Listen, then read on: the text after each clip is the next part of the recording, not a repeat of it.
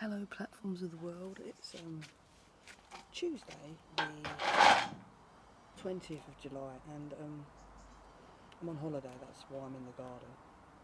But it was Freedom Day yesterday. Well, today I went to town with one of my friends, and for the first time I didn't wear my exempt thing, and she didn't wear a mask.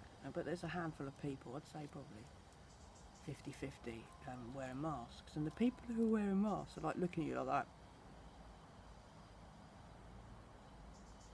You can see their attitude. I just looked at people with masks and smiled. I don't care whether you wear a mask or not, that's your choice. There's no law, so stop self-governing everyone else. You know, at the end of the day, if you still fear this, stay at home. You know, we need to get on with normal life, whether you agree or disagree with where we are in the world. This self-governing Nazi bullshit needs to stop, because this is how, you know, directly when governments keep you safe to protect your fucking health, there's something wrong. Like, I'm being kept in my house to keep me safe. I'm quite capable of determining whether I'm safe or not. And as a rule, if I'm going to go and visit someone who's vulnerable, I'd always not go around there when I was sick anyway. And as we know, there's something that may be highly contagious about, I'll now do a lateral flow test. Don't have to do it every fucking day though, do I? You know, I've spent a year and fucking 3 months scanning COVID tests. And the official way you scan a COVID test is when you go to the box where you collect them from. The person collecting them is supposed to put a bag inside out, pick up the bag, turn it inside out over it and seal it. But they don't do that. They bring them back to the office, tip them into a York. I then put them in bags with no PPE, no mask, no antibacterial, no gloves. Not because the company won't provide it for me, because I can't work in them. A year and 3 months. My girlfriend's had stage 3 cancer and has no immune system. Why would I risk her life if I knew there was a problem? And all this bullshit about, oh, you've been double vaccinated so you can go out and spread it still. So if you've had a vaccine, it protects you, you can go out and spread it, and you can catch it. But if you haven't had a vaccine, you have to stay in because you could harm yourself. You could still spread it, and you can still get it, but I could die. So I'm being prevented from my normal freedoms because I could die. I'm sure it's my choice whether I want to take that risk and die. I could cross the road tomorrow and get hit by a bus. You know,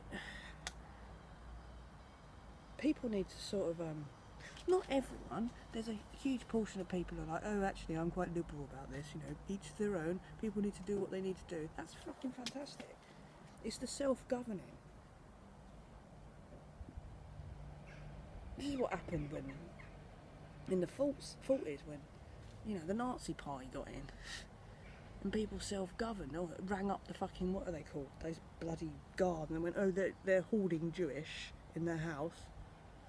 Do you know what I mean? For the first time in my life, I didn't have to go out with my, sorry to use the word, spastic fucking label, saying, oh, I've got a disability, look at me with my Star of David, because it almost felt like it. The fact I ain't wearing a Star of David today, and went out and actually exercised my right to walk into a shop without a mask, I got the looks that I got before we had exempt fucking things at the beginning of this lockdown.